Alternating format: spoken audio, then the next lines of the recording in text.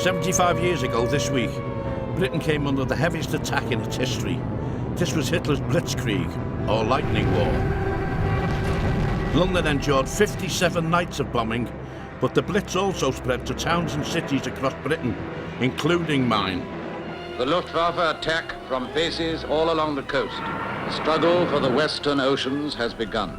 I'm Ricky Tomlinson, and I'm taken to the skies to discover how my city survived the Blitz by the skin of its teeth.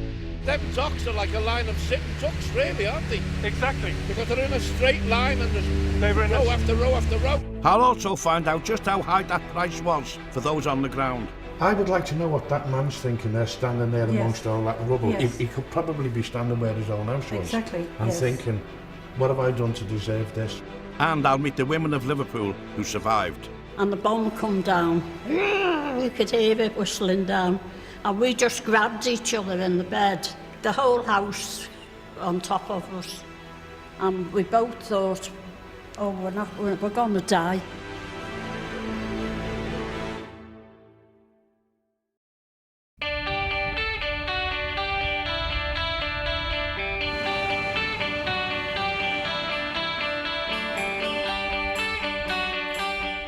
I was raised in Liverpool, and I've spent most of my working life here.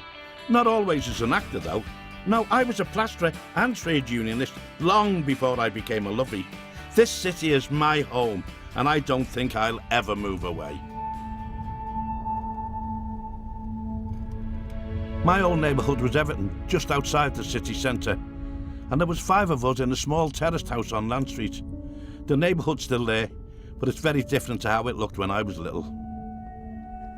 This is where I grew up during the war years. And obviously it's all changed now. To see all these houses with the space they've got, we didn't have that much space.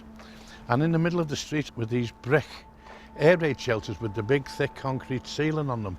And that's where we used to play of a day, and of a night when the bombs come over we would go inside them.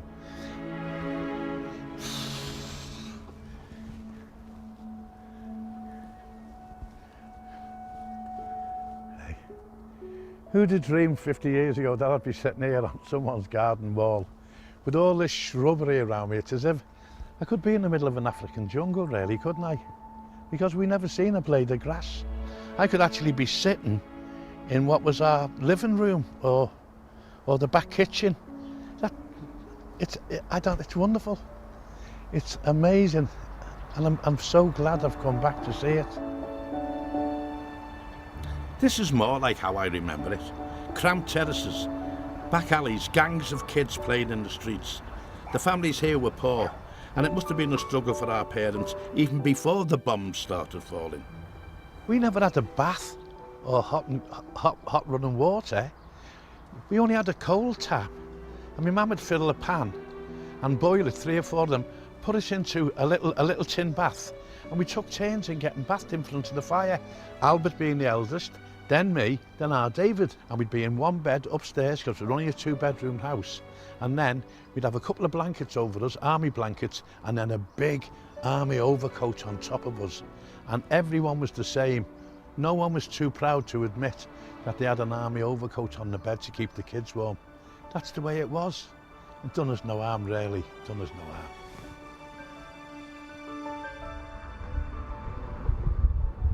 I entered the world in September 1939, the same month that Britain entered the war. I don't remember much about the early years of the fighting, so I've invited my big brother Albert to meet me for a cuppa at my own cabaret club. You must have been smelling the tea. Do you want one? We never talk much about the war, but as he's older, I'm hoping he remembers more than me. Hey, sort this tea out for us, will you, love? Yeah, so I'm busy at the moment. I'm just well, we're hoping to make a documentary about the Blitz. So I'm looking for stories from old people and just get some stories from... old folks, that's why you brought me in, is it? That's one of the reasons. You were older than me, and I can remember quite a bit about the war, so you... Well, you were a war baby, weren't you? But I was born at the start of the war, wasn't I? You caused the war, didn't you? Yeah, they reckon I was responsible for it, so... Heavy Blitz bombing raid began in London in September 1940. 2 months later, it was Liverpool's turn. Never in history has an entire people borne so frightful an ordeal so bravely. At this point in the war, it was all going Hitler's way. His army had occupied much of mainland Europe, and they were within striking distance of Britain. London's docks were under constant attack, and the English Channel was no longer safe. But controlling Britain's west coast, especially its ports, was also crucial for the Nazis. It is in shipping and in the power to transport across the oceans the crunch of the whole war will be found. Liverpool was the busiest port of all, and as the docks were just a couple of miles from Everton, that meant our house was in the firing line too. And all I always remember from when I was a young child is the air raid shelters right outside the house, you know. And then the sirens, we all remember the sirens, you know. But we hardly used the air raid shelters. You know, my dad only worked down the bottom of the street in the bakers. Yeah. And as soon as he heard the sirens, whether it was morning, noon or night, he'd be home, grab me on his shoulders, my mum would grab you, and we'd be down to Gran's, to my dad's mother's, remember? Yeah. And into the basement. But Granny Chummer was like a Dickensian person. Oh, yeah, exactly. 5 foot tall, 5 foot wide. But I remember people telling me that after the air raids, all the bodies would be picked up and taken and lined out in her lobby, and she'd wash them. Sometimes she'd have to wash them down with a sweeping brush. And that's how tough she was. Well, she was. I can remember one particular time, we were really getting blasted. It must have been 1941. And Gran used to have the big black fireplace with the oven doors, where there was a big slab of slate with a gas ring on it. I remember. Anyway, the sirens went off. We were down there. Everyone was in the cellar. And there was one hell of an explosion during the night. And the house shook. I'll never forget it. Everyone was terrified. The women were screaming, the kids were screaming. Anyway, everything settled down. We come up the next morning. She'd had a pan of cockles on this gas ring on the table, and they were all over the living room. They were up the walls and on the ceiling and everywhere. Cockles. Well, you know my mum and dad, I mean, were they stressed out or what?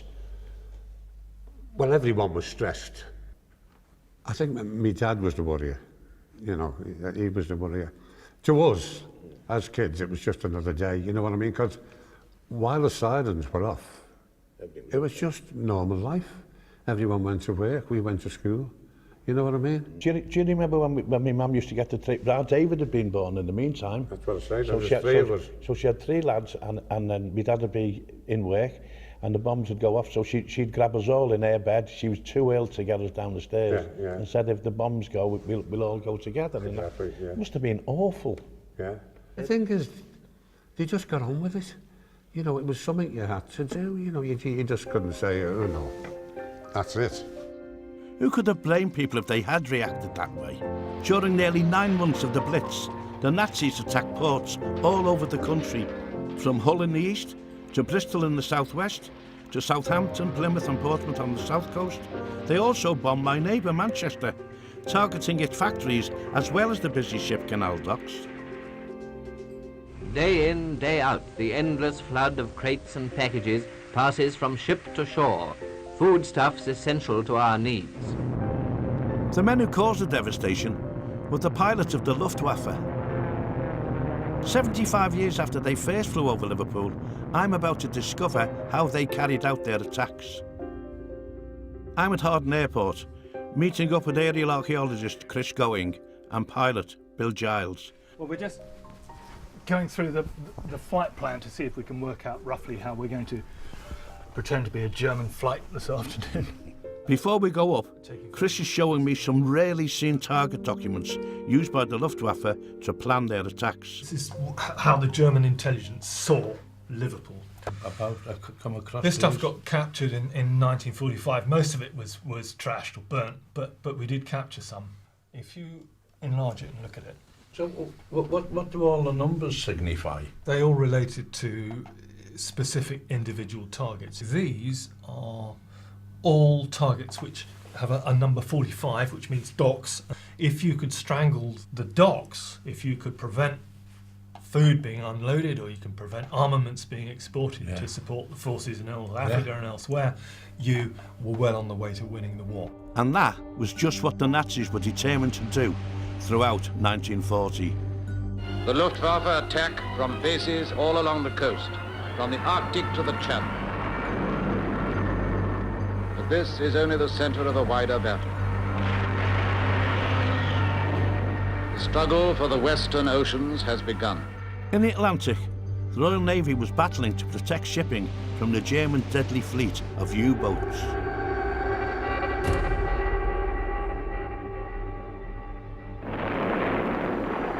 In the first 2 years of war, the Allies have admitted losing 3 million tons of shipping to our torpedoes and guns. In this way, we will slowly strangle them. Supplies of food and equipment vital to the war effort were under threat. On the 1st of August 1940, Hitler issues a directive. The Luftwaffe were to start preparations for the aerial destruction of the UK ports. If the British government wouldn't surrender, then Hitler's plan was to starve the British people out. Finally, just before we go off on our flight, I want to show you a night map. These were carried in the cockpits of the aircraft, and they were for reading under red or blue night lights.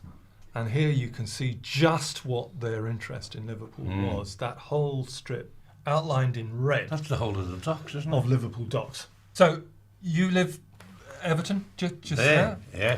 That's what, a mile and a half from the docks? Miles, If yeah, that. that's it, yeah. A few seconds flying time, you're right in the firing line. That's amazing, isn't it? That'd send a shiver down your spine. It was the main artery to the rest of the country, to getting stuff abroad and getting stuff in. If you'd have done that, that would have been the end of the war for us. Just looking at them 70-odd-year-old maps with Liverpool all marked out in red as the targets for the German bombs, it's quite disturbing, really, but it's not a very nice feeling, really. Not nice at all.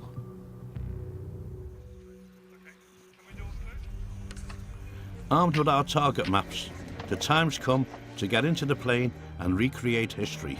Okay, is everyone happy and secure? Yep. I've never been in a plane as small as this before. Although it's a calm day, I'm still apprehensive. Might just be a little bit bumpy as we climb out just because of the bit of turbulence off the hills here. But nothing's going to stop me taking this opportunity to look at my city in a completely new way, through the eyes of someone trained to destroy it.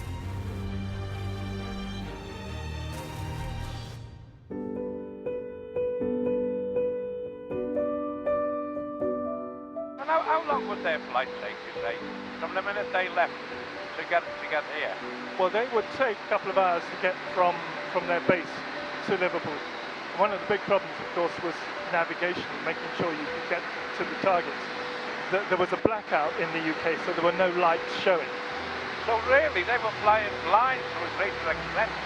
What the Germans tended to do was use specialist units who had the latest technological equipment. A unit was called the Beleuchtergruppe, which was called the Firelighter Group. And the idea was to set fires so that once those fires are alight, the main force, other bombers coming with worse or not so good navigation techniques, could home in on the fires. These raiders were the elite of the German Air Force, groomed for victory. The British were aware that the bombers followed fire, so they built decoy sites. We fool Jerry sometimes, though. We bend his radio beams so he flies on a daft course. Then we light decoy fires in the open country for him to bomb. Fake towns and factories were set on fire to fool the enemy into thinking they were real targets. Just a few wasted bombs could save hundreds of lives.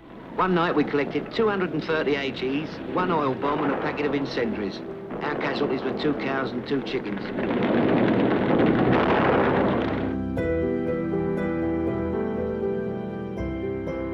Can you see those buildings in there? Yeah. Right, that's more or less where the decoy site was. And if you look down, you've got a slight hint that the coast mimics that round further south around Liverpool. Yeah. Look to the right. Can you see 4 gun positions? You can see 4 squares. Yeah? Yeah? Little sort of grey cubes. Yeah. That's anti-aircraft, so they had a gun site there as well. Although the decoys had some success, most planes made it down the River Mersey to their rail target, the Liverpool docks, a narrow strip of land that then employed nearly 20,000 people. You know, really, Yeah? them docks are like a line of six ducks, really, aren't they? Exactly. Because they're in a straight line and They were in row after row after row. Absolutely. It's about 6-7 miles long. It's about half a mile wide, and that was one of the most strategically important parts of the entire United Kingdom. So they must have dropped 1/3 incendiary bombs on Liverpool during the war. But one of the things that I find really amazing is the air raids lasted a very long time. So at any one time, there might be 1 or maybe 2 aircraft coming in to drop bombs. It was like being, you know, in a bowling alley, but a skittle at the wrong end. So you would hear the bombs, 4 or 5, and then you think, okay, I survived that one, maybe the next one, the next one. How brave were them doctors getting up every morning and going to work, knowing that they were going to be under attack that night or that afternoon, kissing their kids goodbye, kissing their wives goodbye. They didn't know if they'd see them again, and vice versa, and yet they never stopped. They kept the docks going. Fabulous. Absolutely. From up here, it's obvious how vulnerable the docks were as bombs rained down night after night. What's even more frightening is just how close my street was to the focus of the bombing. This is amazing to me. I'm flying over where all this action took place during the war. I've just come past all sorts of landmarks that I knew, not only as a grown-up but as a child. And you can see the Liver building. You can see that. Absolutely. So that's right within the vicinity of where we were raided. Exactly. So if they've flown sort of 300 miles, it's literally seconds. And precision bombing is not really something you can achieve at this sort of distance. You know, by the end of the war, most of the casualties here were not dock workers, they were civilians. And something like 2,500 to 3,000 people were killed. About 50% of all the housing in Liverpool was damaged during the war. So, I mean, you've got a population of, what, 870,000 in 1940, just under 1 million. That's an enormous economic and sort of human price that was paid.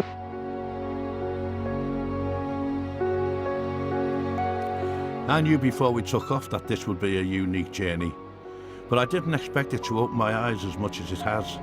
I always think of Liverpool as a tough city, but when you see it from the point of view of an aerial bomber, it looks helpless. Now I'm back on the ground. I want to get a sense of what that helplessness might have looked like.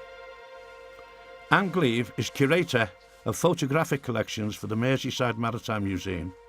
She looks after the Stuart Bale collection, almost 200,000 original glass and film negatives, many taken during the war.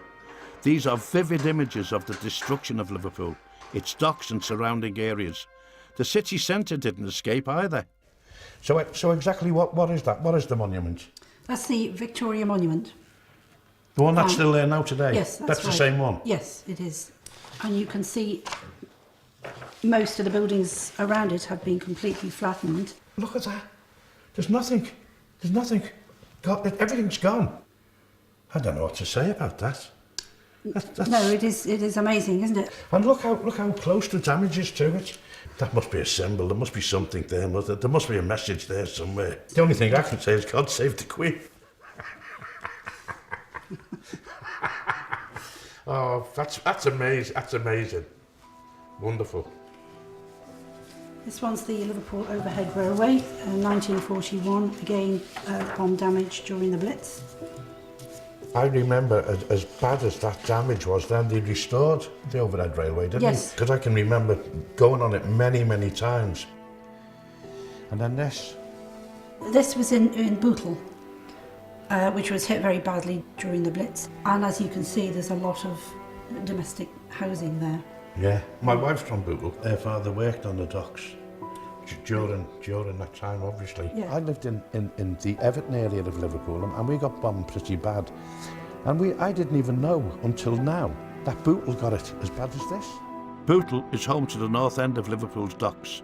Proportionately, it saw more destruction than anywhere else in the UK. Of its 17,000 houses, only 40 were undamaged. I would like to know what that man's thinking there, standing there amongst all that rubble. Yes. He could probably be standing where his own house was. Exactly. And thinking, you know, what have I done to deserve this? Why? Just looking at them photographs frightens me to death. I'm overwhelmed by the devastation, the hopelessness, The look on them people's faces, the men with the flat caps looking, the women huddled together, 1 or 2 kids with their hands in their pockets and their little stockings pulled up to their knees. What must have been going through their minds looking at that devastation? It was shielded from me. It was shielded from my eldest brother. We knew the bombs had gone off because our own house nearly went up. But that's all we knew. We didn't know the devastation, the hopelessness, people losing their homes, kids nowhere to go to school and stuff like that. So I'm just lucky that although I was in the war and I remember the bombs and remember hiding under the stairs, remember my mum cuddling us in bed, I wasn't old enough to realise the hopelessness and the devastation that was going on all around me.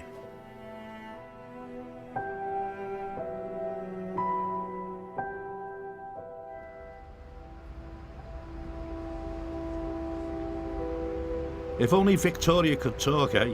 She'd certainly be able to explain what it was like to live through such a massive bombardment. But there are others who are still around to do that. People like Margaret Lund. She's 89 now and can remember it all clearly.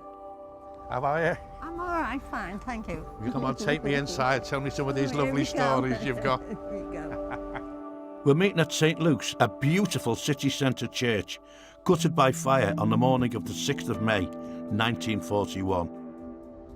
It's never been restored, and today it stands as a symbol of what Liverpool went through during the Blitz. Isn't it magnificent? What must it have been like in its heyday, eh? Now listen, Margaret, it's not very nice for a man to ask a lady how old she is, but tell me, how old were you when this church got bombed? When this church got bombed, I was about 15. Teenager, eh? Yeah. Must have been terrifying for you. Well, it was a bit frightening at the time. It was all like adventure to begin with. So where were you living when all this was going on, Margaret? Just down the road, Blundell Street, not far from the Albert Dock, really. So they seen plenty of action, didn't they, the docks? You can remember it all? Oh, yes. Yeah. We were in the air raid shelter in Jordan Street. And also, wasn't your dad a docker? Oh, and my father was on the docks, and then he was the air raid warden when the war started, along with 2 others on our district. Yeah. And we also had a lot of activity by what we call the Pioneer Corps, who've done a lot of hard work, and they don't get a mention, really. Yeah. So you must have been worried when your dad was an ARP warden walking round. Yes. One time, he was a long time coming back in, and we wondered what happened, but the horses were panicking because of the fire within the grease works, and the grease was running down the street on fire. Yeah. So they had to let the horses out. And then the next thing was they were running along the street, and we thought it was a new secret weapon. We didn't realise it was the horses. One, you know, other little things like that. So at this time, Margaret, where were your brothers and sisters? Were they still with you in Liverpool, or had they gone by now? My sister-in-law was in Wales, yeah. And my sister, they all got evacuated because they had young children. And then my brother was in the tank corps, in the 8th Hussars. The last time I saw my brother was in the air raid shelter, and he came home on compassionate leave. And we were learning him the words of yours till the stars lose their glory, because it'd only just come out. And so he was trying to learn it so that when he went back, he could sing it. And so that's the last time I saw him. Never saw him after that. And how old would he be when he got killed? Well, he'd be 30 something. Young man. How sad. Yeah. Yeah. When you think about it, it was very sad.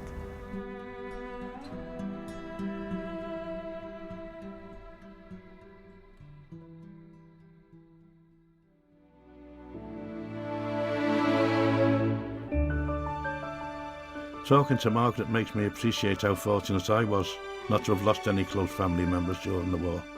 My dad was lucky enough to work in a protected industry as a baker, although lucky was a word he probably didn't use himself. So just over there, to the right, was Kelly's bakery where my dad worked with another man. It was just the two of them in the bakery.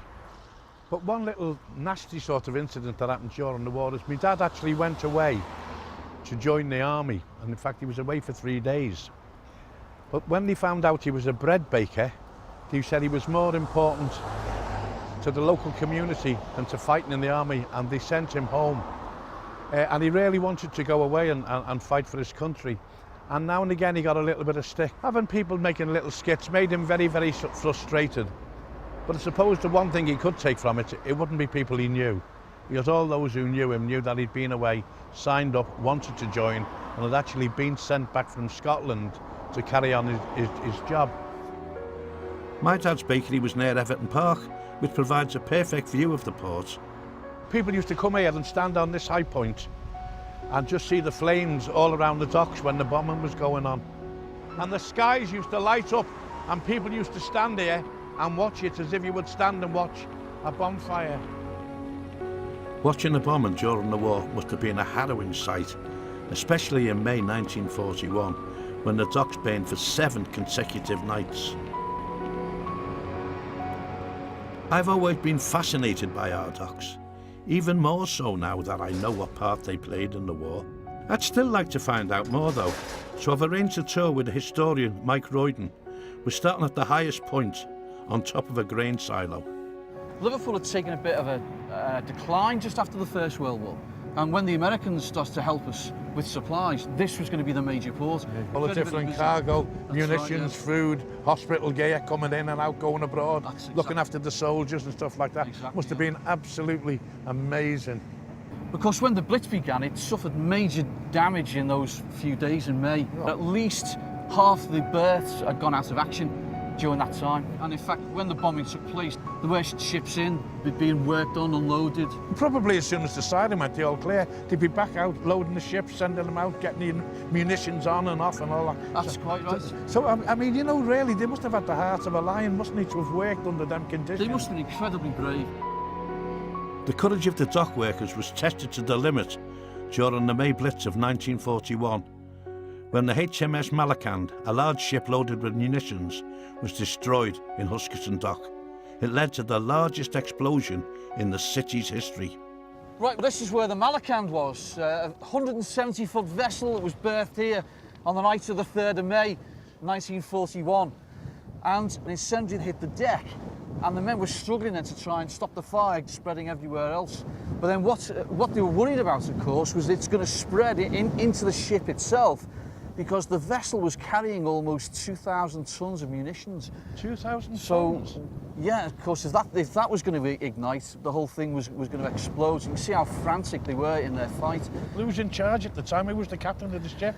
Incredibly brave man called Captain Kinley. He had a number of officers on board and about 60-odd Lascar sailors as well. It was absolutely frantic, the scene that you would have seen here, all the flames going everywhere, trying to get fire engines in, men running all over the place trying to put things out. It must have been unbelievable. In the end, around about 7:30 in the morning, Kinley said abandon ship, and it was just as well he did, because a few minutes later the whole thing went up. Absolutely, it was the biggest explosion that the city had seen. That was throughout the war, not just on that night. 2,000 tons, you can't imagine it, can you? Unbelievable. Going up when you can see the damage one shell can do or one grenade can do. And the debris was flying all over the place. It was hitting other ships. An anchor that actually flew about 400 yards. One piece even sliced through a horse that was pulling a cart on the dock road. But what was also worrying at that time, they wondered how much longer Liverpool could withstand this, especially the docks. Because much longer on that, and maybe that it would have brought Liverpool to its knees. But thankfully, the Luftwaffe didn't really have a particularly well-organised long-term plan, and Hitler's attention then turned towards Russia, and thankfully the Luftwaffe was shifted over there instead. Their loss was our gain. It's a terrible thing to say, but thank God it happened that way, because as I say, we might be standing here talking now, might we? That's right, yeah.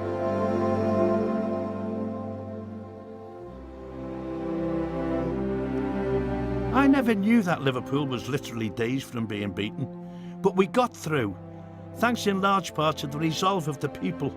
And I'm not only talking about the dock workers, but all the others too, like the women of the city who worked tirelessly to support the war effort.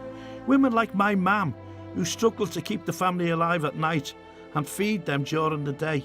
Some of them were just girls at the time, but I want to hear their stories. So I've come to the Poppy Centre to meet a group of women who all survived the Blitz. Cup of tea all ready for me. Oh. What do you want? I want some lovely stories off you about the war. Yeah, I was 11 when it started, 16 when it finished. And I can remember the first day of the war when we were at church and the priest come and said the war had started. Next thing is when we went out, my brothers were queuing up all ready to go and join the army. When it first started, we used to go down in the air raid shelter. 3 of us, my mum and dad, the cat and the dog. They'd stay there till morning. Was it a brick air raid shelter? Or no, it was the Anderson shelter in the garden, and you covered it over so she couldn't see, and you had plants, flowers and things on. What about the ones in the street, all the way up the street? They were on ours, that's what we had. They were brick. Well, they were made of bricks, and sometimes we stayed there all night. Where I lived in Land Street off Ayway Street, in the panic, in the pandemonium, in the pitch dark, you couldn't find your way around. Oh, right. But there was an old man lived across the street called Mr. Hart, and he used to get your hand and take you in. And I could never understand how he could do it, but he was blind. So he didn't need any lights. No. One night my dad said, oh, they seem to be getting awful close, so he said, I'll go out and have a look. And as he did, they dropped all the shrapnel and he got a big piece right under his eye. And it went right through his eye and it was right there on his cheekbone. It was a big square like that. And he used to say to us all, feel it there. And what did you say to him? Well, that's what you get for nosing. Yeah. So you can still have a laugh in the middle of the war, can't you, kid? Yeah. Now, come on, Doreen, you can tell me your little story now. Dad was on fire watch, and my mother had the 4 boys in the parlour, and me and my sister, we sneaked up to bed. Nobody knew we'd gone up there, and the bomb come down. We could hear it whistling down, and we just grabbed each other in the bed, and the whole house on top of us, and we both thought, oh, we're going to die. Yeah. And then my father realised that we were still in there, and he started moving the bricks one by one. They heard us crying, and they finally found us and brought us out. We had no clothes on, they were blown off us. One of the reporters came to take our photograph, and my dad chased them. He said, you're not photographing my daughters, he said. They've got no clothes on. Quite right, absolutely right. Yeah. Listening to these women talk, I recognised their resolve in the memories of my mum. But while we had parents looking out for us, Nancy was a young mum herself. What about you, young lady? What can you remember? Well, I lost my little boy, my baby. Oh, that was my saddest thing of the war. I had a little girl, and I was having my second baby, and it came early. It was 7 weeks early. It was a terrible night. It was in the Blitz, and the nurse didn't want to come out. She was frightened, and he only lived a couple of hours, and then he had to be buried. But we didn't have a lot of money, so I hadn't got enough money to pay for the funeral. George got a box. They gave him a wooden box, and I worry over it now, even although it's a long time, thinking he didn't have a proper coffin. He knows you loved him. It doesn't matter what you buried him in. But that's the main. And he was buried with a lady in her coffin. So that was lovely. Called him David George. Yeah. So but he'd have been 74 now. 74. And my other daughter, older, she's 75 next month. The stories, they're unbelievable. Yeah. They make me quite angry because of what's gone on, but they make me feel very, very sad at the same time. Yeah. Honestly, God, I can't thank you enough for what you've done it with. I mean, I was only a kid and that, you just got older than me. You were wonderful. You were absolutely wonderful. You were the bulldog breed, I mean that. That meeting with them 5 wonderful old ladies made me feel so humble. They were absolutely magnificent. And you know, no wonder we won the war. Because with people like that, camaraderie like that, and a fighting spirit like that, how could you lose? They were wonderful.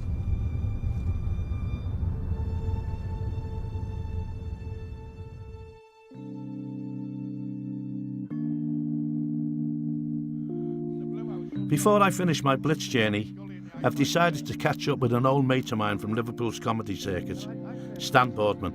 I've known Stan for nearly 50 years, and he's always good for a bit of banter and a few old jokes. Well, I started in the MAA club in Shield Road. You know, it's funny. We're about the same age and we were both brought up during the war, just a mile or so apart, and yet we've never spoken to each other about it. That means I've never heard his incredible story until today. This is where my mum's house was. And see that tree? Yeah. That's probably was in our front room, that tree.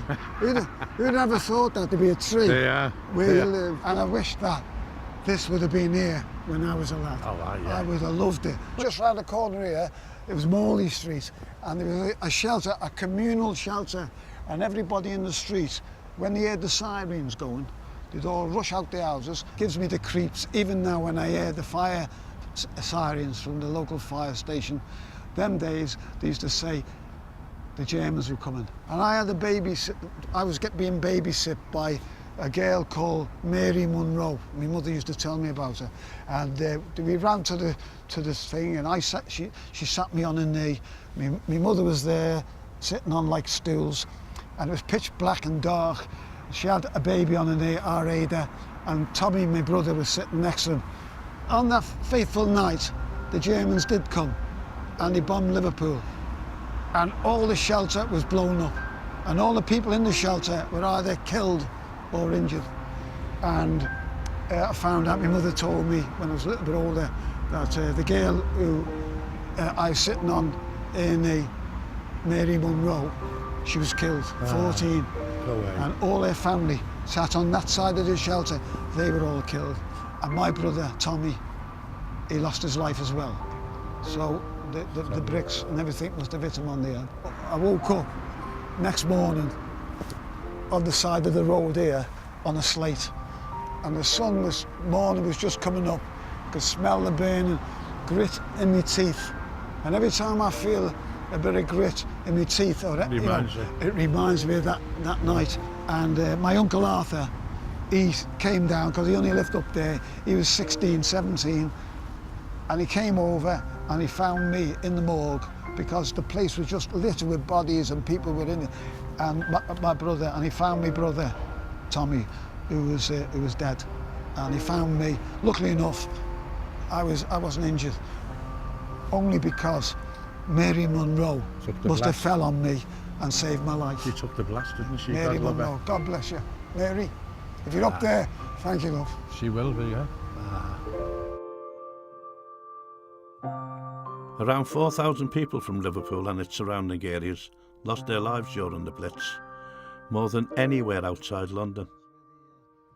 Like many victims, Stan's family didn't know where Tommy was buried, but a few years ago his sister traced their brother to an unmarked grave in the Kirkdale Cemetery.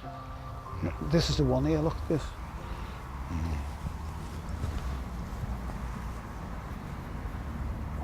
It's only a little plaque. We only put it down 4 years ago. All my sisters came around here, said a prayer for Tommy, for Mary Munro, and the rest of the people who were all killed around the Kirkdale area. This here was a trench, and all the people in the street were buried in here. And I bet you there's a lot of relatives don't know that their loved ones have been buried here. So your daddy was in the army while all this was going on? My dad was in the Royal Artillery. He was in Woolwich in London, so he's protecting London. And I often wonder and think what it would have been like for him. His house is gone, his family's gone, the streets have gone, and your son's been killed. What it was like for him that day to get back to Liverpool on leave and to come on a train which probably took him hours and hours and hours, and for him to sit on that train wondering what he's going to expect. Everything going through his mind. Was he finished with the war? Well, The sad thing about it was he got 2 weeks compassionate leave to get his family housed and owned and get my brother buried, and he was 3 days over his leave. So then the police came, they arrested him, took him to jail in Liverpool, and just for staying 3 days over his leave. That's scandalous, that's scandalous. So he had to do his stint, even though he's lost his house, he's lost his son, and nearly lost his wife. Nearly lost his wife, nearly lost me. And he was a very quiet man. Never spoke about the war, never spoke about the air raids, never spoke about Tommy. Nothing. Couldn't do it, couldn't bear it. Couldn't bear to talk about it. I think a lot of people couldn't talk about the war. Bring back bad memories.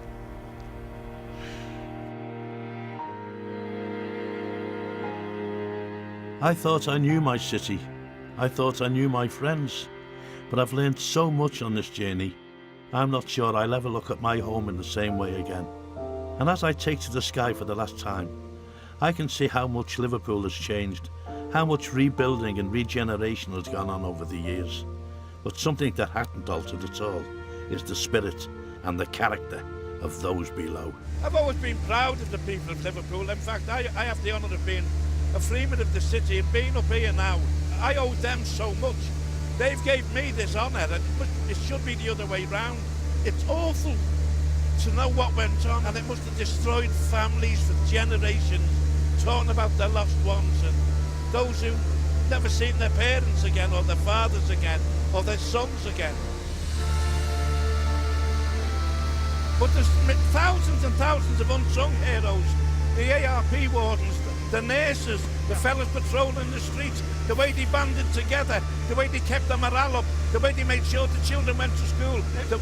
Everyone, thousands and thousands of unsung heroes out there. And sometimes we forget, sometimes we tend to forget about them. But being up here now just gives me it makes me feel quite emotional.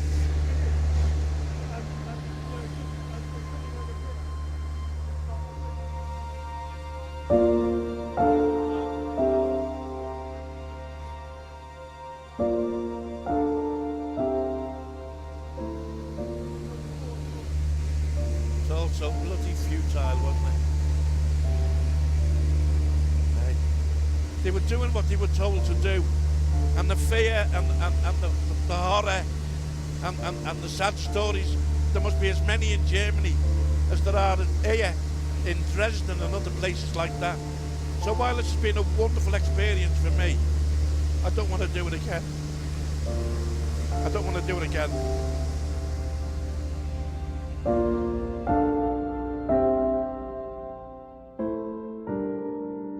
That experience I've just had has made me feel so humble. They talk about the bulldog breed. There's never been a truer expression made. They must have all had that bulldog spirit. They got Liverpool through, and they got Great Britain through, and thank God for that. We can't praise them enough.